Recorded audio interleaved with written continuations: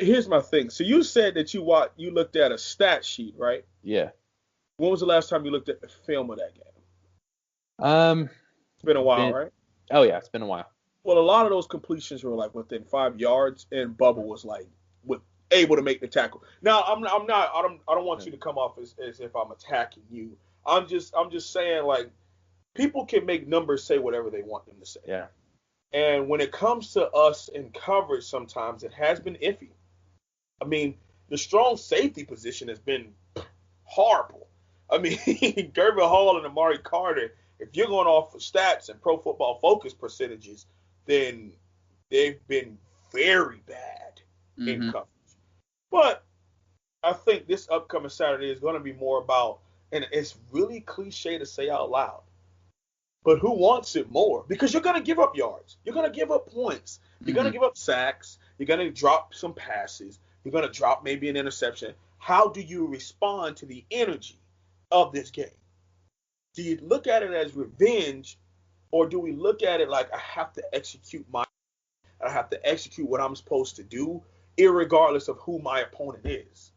Once you get to that point in the art of war known as football, it doesn't matter who you're playing because you do your job at such a high level. Is it some emotion going to be attached to it? Yeah. We bringing out the Miami Knights, even to the much chagrin of Marsh, who hates Miami swag. Hey, whoa. I love these jerseys. What happened?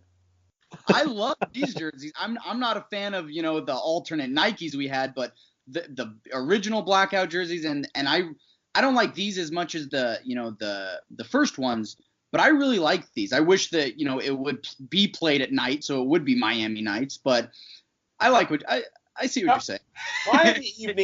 Miami evenings work, okay? I mean, it gets dark at 5 anyway, so by like mid-second quarter, halftime, it'll be pitch black out there, so it'll look all right. It's kind of similar to Virginia back in 2015 when we wore those surprising black uniforms with the camo socks and cleats at a 3:30 kickoff. I don't know if you guys remember that off the top of your head. Yep, I do remember that. So like fourth quarter came and it was like, oh yeah, we do look pretty good in black. But I know our players were steaming during the day. Like, good God.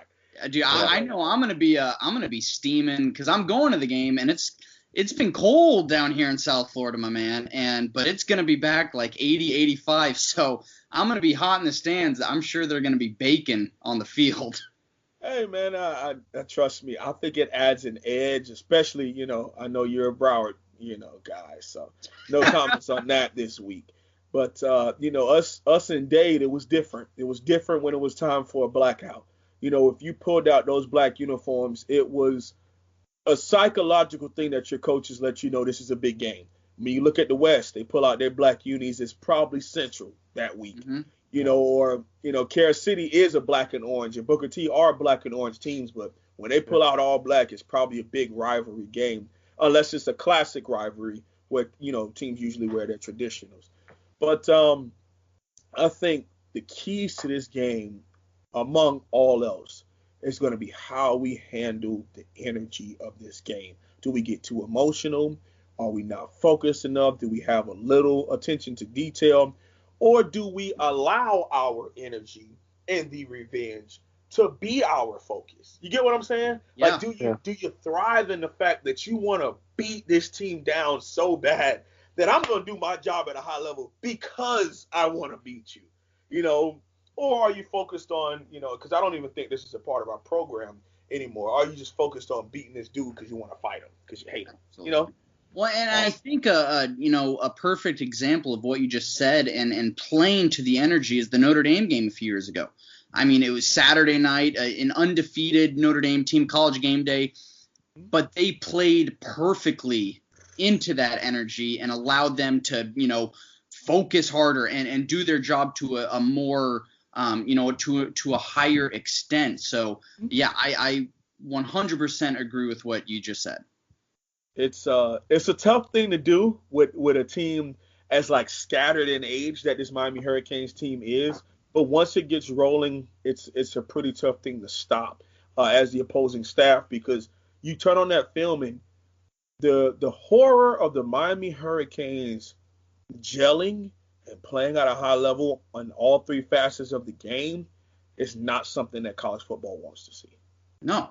And it's something that makes college football better, in my opinion. College football is better when Miami is good. And, the national media will tell you that as well. I wanted to get your quick thoughts on the Canes offense going into Saturday. Obviously, we were able to, get the ground game going back against Duke. Cam Harris looked like the Cam Harris of old. Don Chaney was looking good. And, Jalen Knighton, I think he has some concussion problems, but I feel very comfortable with Cam Harris and Don Chaney on Saturday. Do you think that we are going to see a heavy ground game like we did, against UAB and those kind of teams, or do you think that we are going to, let King air it out in a more game like NC State? Man, I tell you what I honestly hope happens, Marsh, is that we're able to get in the game. And, of course, you come in with a game plan, but adjust your game plan to what's happening. What I really don't like watching with this offense from time to time is that Coach Rick Lashley gets stuck in his balanced ways, and the passing game is working, and he just goes to the run just because he wants to get his run count up. Instead of understanding, hey, De'Aaron and these wide receivers are humming. I'm going to let it just roll until they make adjustments. Let it roll.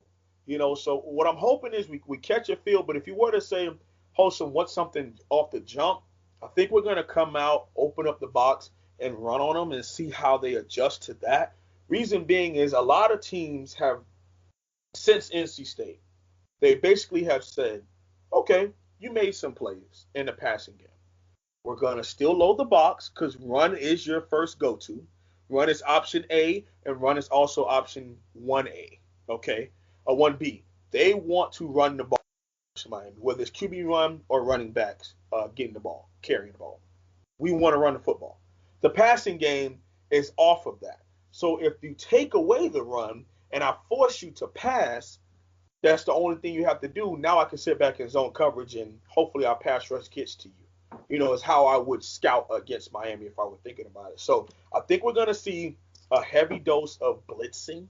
I think we're going to see a 50 front look, a linebacker creeping up, whether it's up the A gap or off the edge where the RPO is going to be. And we are going to have to connect, not only on deep balls, but we got to build the chemistry in the passing game early on in this game because they're going to take away the run based on numbers. Now, if we could still run up against their box like we did against Duke, Duke tried to load the box, we were still able to run the ball because we were just a better team.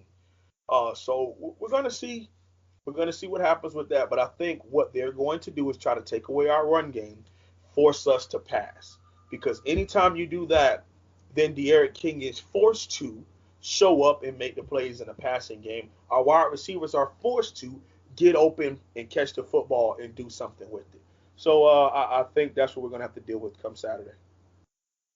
Okay. If there's one, besides De'Aaron King, if there's one or two offensive players that you think need to show up big on Saturday, who would you say? Personal or professional answer? I always ask you that. Which both. one? Give us both. Okay. My personal, man, I want this for this player so bad. I would love if Mark Pope just had like a crazy day. I mean, if he had like 6 for 120 and 2 touchdowns. Like, I would love if he had what Mike Harley has been doing. I would hope that Mark Pope would have something like that. The two players that in my heart I would really love to see have big games offensively would be Brevin Jordan and Mark Pope. Brevin, because of his injury history, and he's just been trying to get over that type of stuff. And I want him to have a marquee go-to game. He has the marquee go-to play, the 2018 game-winning touchdown versus Tallahassee. I will always say, if you want me to explain to you who Brevin Jordan is, go watch that play. I want him to have a film, a game, where he just goes crazy. And, Mark Pope is a hometown player, South Florida dude. Not only a South Florida, he's a Miami dude. Rivals called him a 5-star. No one else did. So that's always been a misconstruction. I hate when people bring that up. But I'm hoping that if those two players could be breakout, I would love if it was Pope and Brevin. Okay, so last question I got for you, man. let's hear a score prediction for Saturday. Sure. 35, Miami. 27, UNC. Okay. Easy enough, man. Easy enough. Okay, brother. Thank you so much for coming on. I know it was short notice. I think you've turned into our favorite recurring guest. We still need to talk some recruiting with you. Signing day is 6 days away, so we will hopefully get you back on the show very soon. Before you go, let the people know one more time where they can find your work. Yeah, so I am the Holsum one, HOLSUM, and the number 1. I'm a YouTuber. I'm also on Twitter. You type in Holsum Holloway on Twitter, you'll get it there too. I'm a down-to-earth guy, but I'm also very, very, very focused on the Miami Hurricanes football program and what we can do better.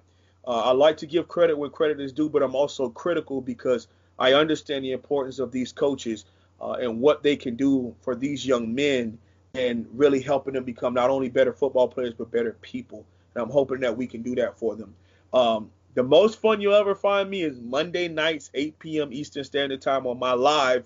I have a call-in portion of the channel that goes all type of ways, recruiting, rumors, what happened this past game. It gets really fun, man. But it's been a great experience to be on here with you all and talk.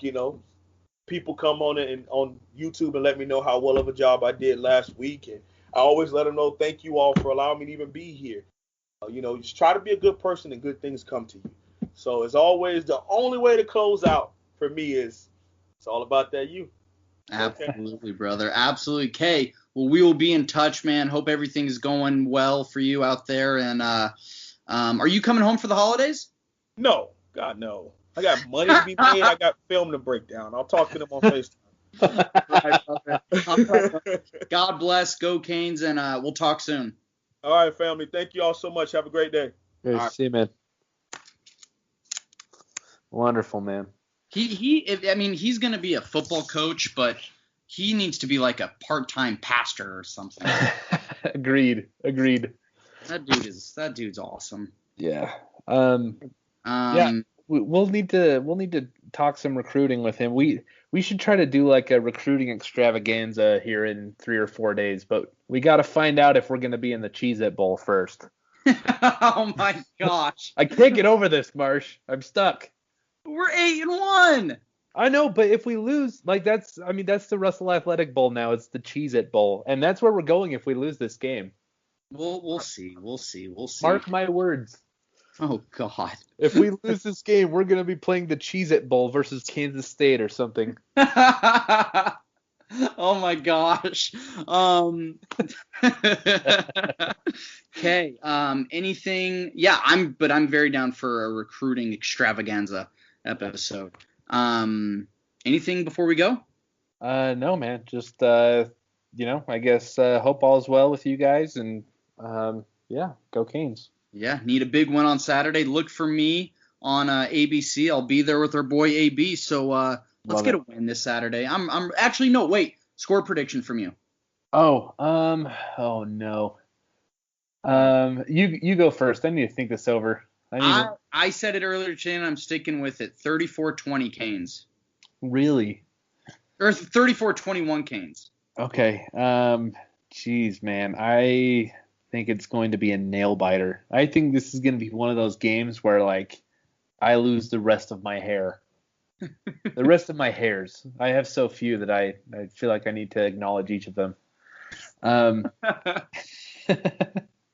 going to go, I like that 34 number. I'm going to go 34-31 Canes.